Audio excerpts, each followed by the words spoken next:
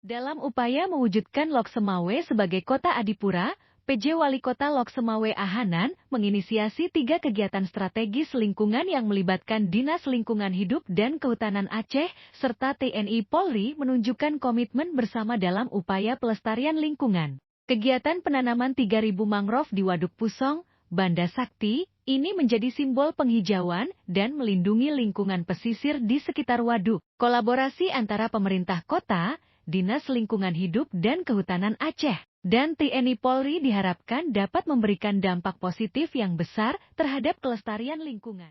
Penghijauan! Yes!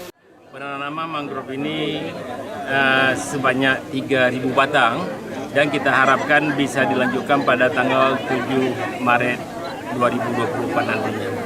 Kemudian kita berharap juga di sini secara bersama-sama dukungan daripada jajaran TNI Polri, masyarakat dan juga dari perusahaan, BUMD, BUMN serta pemerhati lingkungan, kita ingin mengajak sama-sama untuk bisa menata kembali kondisi waduk kita yang saat ini butuh perhatian kita bersama.